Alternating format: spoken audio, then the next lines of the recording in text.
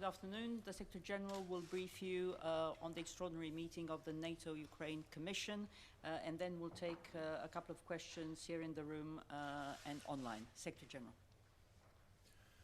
Good afternoon. We have just finished an extraordinary meeting of the NATO-Ukraine Commission. We condemn Moscow's decision to recognize the self-proclaimed Donetsk People's Republic and Luhansk People's Republic. We also condemn the further Russian incursion into Ukraine. Moscow has now moved from covert attempts to destabilize Ukraine to overt military action. This is a serious escalation by Russia and a flagrant violation of international law. It further undermines Ukraine's sovereignty and territorial integrity. It damages efforts to find a peaceful resolution to the conflict, and it has grave consequences for European security.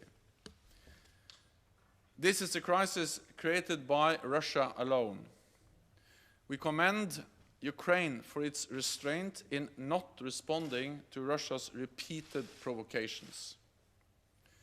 We stand in solidarity with the Ukrainian people and its government. Allies are united in their full support for Ukraine's sovereignty and territorial integrity within its internationally recognized borders. We will continue to provide Ukraine with strong political support, and allies are providing equipment to help Ukraine defend itself, as well as sustained financial support.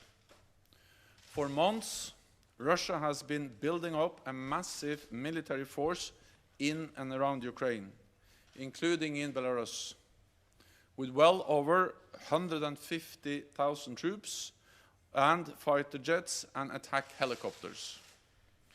Many units are now forward deployed in combat formations. They are out of their camps in the field and ready to strike. NATO is resolute and united in its determination to protect and defend all allies. In the last weeks, allies have deployed thousands of more troops to the eastern part of the alliance and placed more on standby. We have over 100 jets at high alert, and there are more than 120 allied ships at the sea from the high north to the Mediterranean. We will continue to do whatever is necessary to shield the alliance from aggression. NATO allies and the rest of the international community warned there would be a high cost if Russia carried out further aggressive actions against Ukraine. I welcome the economic sanctions announced today by many NATO allies and the decision by the German government that it cannot certify the Nord Stream 2 pipeline. We urge Russia in the strongest possible terms to choose the path of diplomacy.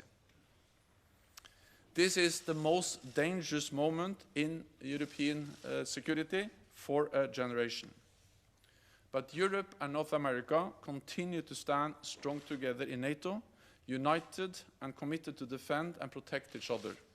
And with that, I'm ready to take your questions. Okay, we'll go to Ukraine form here. Dmitry Shkurko, National News Agency of Ukraine. As NATO has quite transparent policy in the situational assessment, could you please share the vision? Have you discussed with Ukrainian side the possibility that Russian troops will not stop on the contact line and will be moving deeper, at least to the administrative borders of the Lugansk and Donetsk areas? And what will be the reaction of NATO in that regard? And the follow-up question, if I may, what is your assessment? How high is still a risk of a false flag operation from Russian side? Thank you. Every indication is that Russia continues to plan for a full-scale attack on Ukraine. We see the ongoing military build-up. They promised to step back, but they had continued to step up. we see that more and more of the forces are moving out of the camps and are in combat formations and ready to strike. And we see the ongoing provocations in Donbass and the different false flag operations where they try to create a pretext for an attack. And then, of course, we saw last night that further Russian troops moved into Donbass, into parts of Donetsk and Luhansk. And then we have the threatening rhetoric, which was actually confirmed in the speech of President Putin yesterday. At the same time, it's never too late. It's never too late to not attack.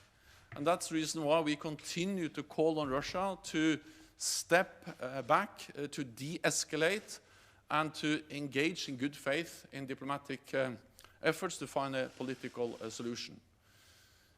If Russia decides once again to use force against Ukraine, there will be even stronger sanctions, even a higher price to pay. Allies continue to provide support to Ukraine, and in the meeting with Ukraine today, many allies pledged continued support, financial support, military support, and also NATO provides critical support to help Ukraine strengthen its cyber defenses. And of course, NATO's main responsibility is to make sure that there is no aggression against any NATO allied countries. So we have already increased our presence in the eastern part of the alliance, and we're ready to further increase our presence in the eastern part of the alliance if necessary. Associated Press.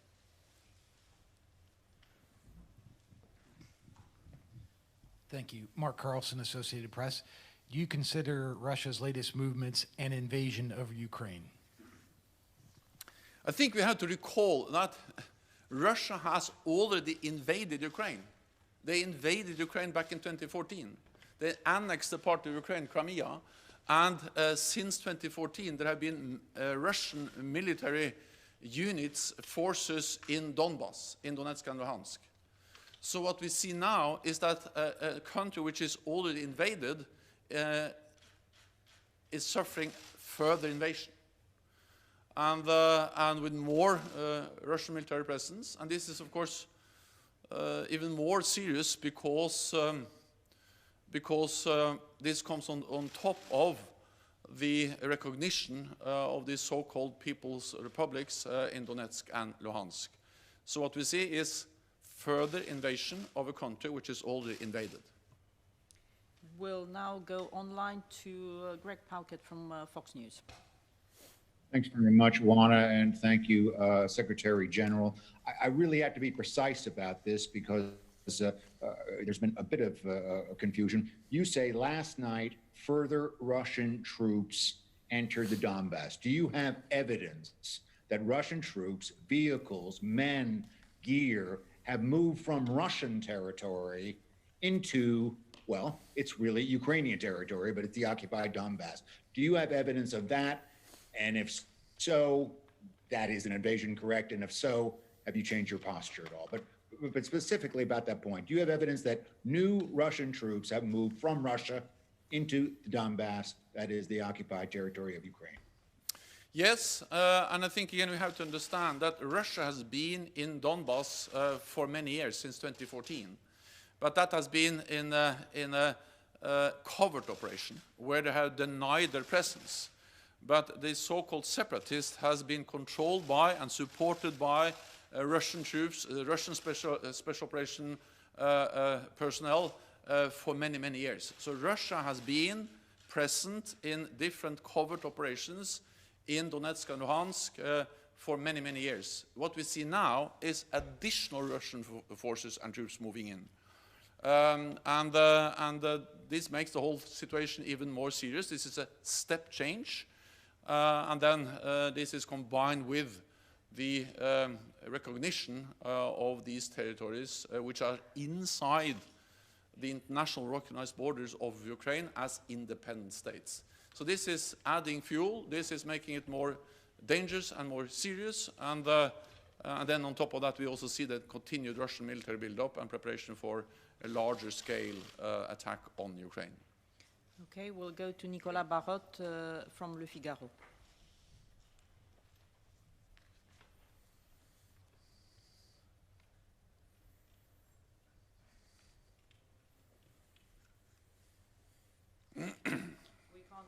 Nicola.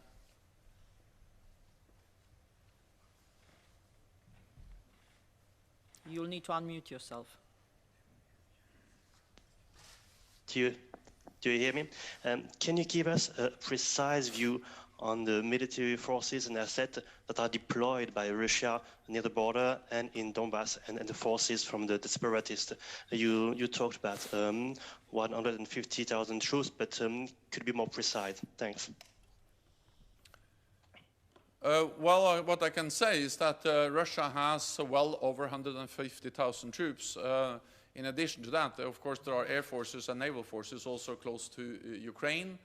And these forces are partly inside Ukraine already, in Crimea and in Donbass, and partly close to Ukraine's borders, both in the east, but also in the south, and also in the north, partly in Russia and partly in Belarus. And these forces are combat ready, tens of thousands of combat troops, but also all kinds of enablers, missiles, armored vehicles, battle tanks, drones, systems for electronic warfare, air defense, Iskander missiles, which are actually dual-capable missiles, and a wide range of different military capabilities. So this is a force which is not only strong and well-equipped and have a lot of high-end capabilities, but is also a force which is now fully resourced with ammunition and fuel, and then more and more of the troops have moved out of their camps and now are now in a position where they can attack without any warning time. So of course this makes the whole situation very dangerous, but as we have stated again and again, Russia still has a choice to choose diplomacy, to step back, and to engage in a political dialogue with NATO allies. And we have demonstrated over a long period of time that we are ready to sit down to talk to Russia in good faith on issues which also matters for their security, arms control, transparency, and many other issues. We'll go to Terry Schultz from National Public Radio. Hi, thank you very much for taking our remote questions. Mr. Secretary General, do you worry that that Russia is declaring that it will also recognize this sovereignty, can't see my fingers, over parts of Ukraine that are currently controlled by Ukrainian forces? That seems that it would make the probability of conflict a lot higher. And with the Baltic states and other neighboring allies calling for yet more support, even more than NATO has done so far, what more can you do right now practically? Not what you've done so far, but what more can you do in the very near future, in the next days, to reassure those nervous allies? What you have seen is a bit mixed signals from Moscow on whether they have recognized the territory between the Russian border and the contact line, or recognized as Donetsk and Luhansk People's Republics, the whole territory of the two oblasts. But anyway, this is a step change. This is further increasing the threats and the violation of Ukraine's territorial integrity and sovereignty, just the fact that they have recognized these entities as independent states. And that's the reason why we condemn it so clearly, and also the reason why we welcome the sanctions that NATO allies today in different formats have decided to impose, and also why I welcome the decision by Germany to stop the approval of the Nord Stream 2 project. We have already increased our presence in the Baltic states. We did so after illegal annexation of Crimea in 2014, and we have also done it over the last weeks and months. Then we have plans in place. We have forces available to reinforce further if needed. We will do that in a defensive way. Our purpose is to prevent the conflict, is to reassure allies, and of course NATO's core responsibility is to make sure that there is no room for any miscalculation about our commitment to protect and defend allies, and by that also prevent any attack on any allied country. For the next question, we'll go to Jeff Shogo from Task and Purpose. Thank you. Mr. Secretary General, has the NATO response force been activated? If so, how many troops are deploying to Europe? Thank you. The NATO response force has been put on higher readiness. We did that several weeks ago, but it has not been deployed. What we have deployed are other units from NATO allied countries. The United States has deployed troops and forces in Europe. I met some of them in Romania a few days ago. Germany has deployed more troops to Lithuania. The United Kingdom has doubled its presence in Estonia with a battle group there, and other allies, including Spain, the Netherlands, Denmark, and many others, have decided to send in troops, ships, and planes to reinforce our presence. And France has also made it clear that they are ready to lead a battle group in Romania. So far, we have increased the readiness of the NATO response force, but we have not deployed the NATO response force. Thank you. For the next question, we'll go to Ketevan Kardava from Imedi TV.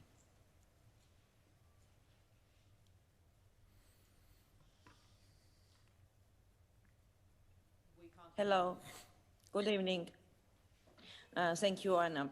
Mr. Secretary General, latest news from Russia. Putin asks lawmakers for permission to use force outside Russia could pave the way for broader attack on Ukraine.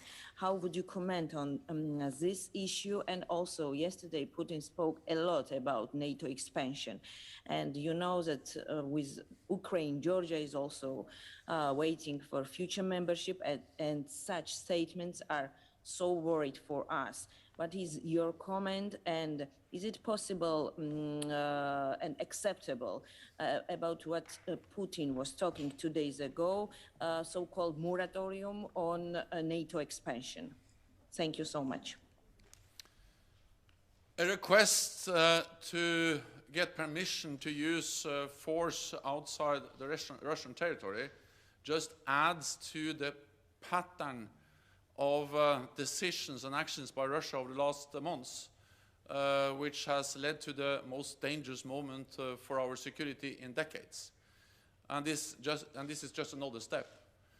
I think we have to recall that actually NATO and NATO allies warned this fall that we saw a military build-up by Russia and plans to reach a level of Russian forces in and around Ukraine, which is very much where we are today. So this is something that has been predicted many months ago, and then Russia has done what we expected and what we warned against. They have significantly increased their military presence in and around Ukraine. And then combined with the rhetorics and all the false flag operations, the attempts to create a pretext, and now yesterday the recognition of the People's Republics of Donetsk and Luhansk, all of that adds into this pattern of threatening and aggressive behavior, and any permission to use force outside the Russian territory just adds to that pattern.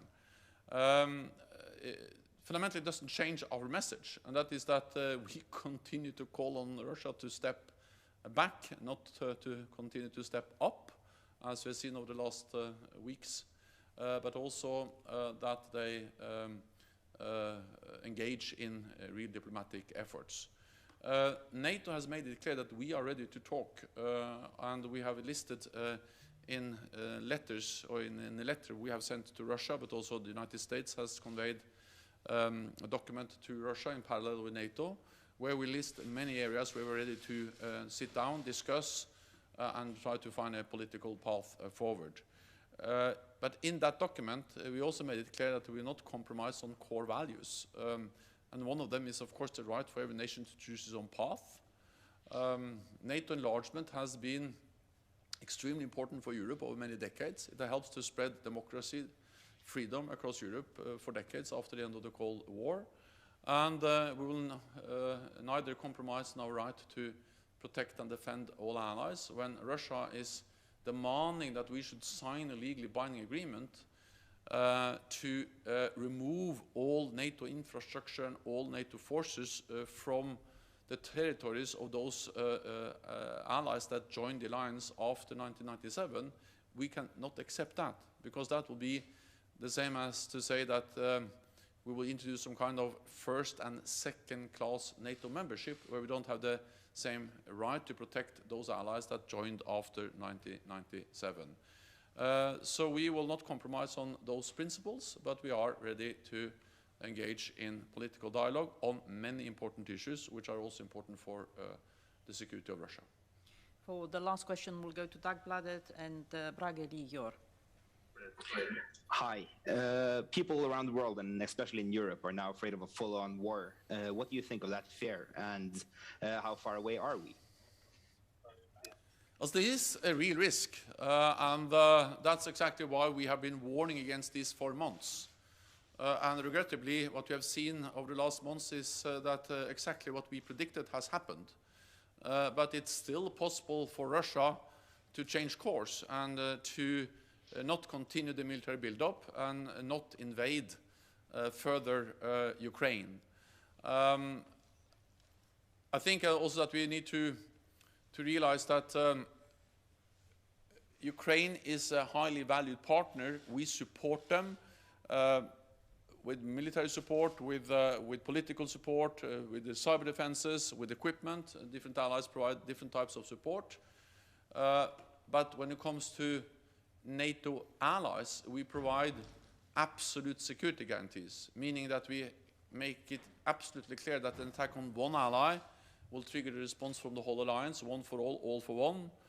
And that's also the reason why NATO has increased its presence in the eastern part of the alliance in a defensive manner to make sure that there is no room for miscalculation about our ability to defend all allies. And as long as we do that, we will prevent an attack on NATO allied countries.